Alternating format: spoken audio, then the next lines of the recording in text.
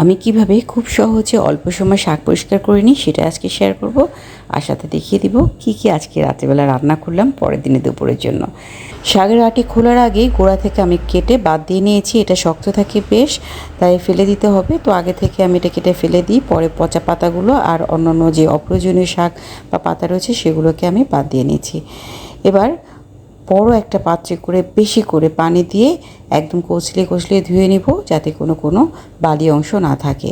এবার এটাকে কুচি করে নিব। এভাবে যদি কুচি করার আগেই শাক পরিষ্কার করে ধুয়ে নেওয়া হয় তাহলে খুব দ্রুতই শাকে থেকে বালিটা চলে যায়। এক চুলায় শাক সেদ্ধ করে নিচ্ছি, অন্য চুলায় বেশি করে একটু তেল দিয়ে পেঁয়াজ, রসুন, শুকনো মরিচ আর চিংড়ি মাছ দিয়ে ভেজে নিচ্ছি। শাকটা যখন সেদ্ধ হয়ে যাবে এর ভেতরেই শাক দিয়ে ভালো করে ভেজে নিচ্ছি।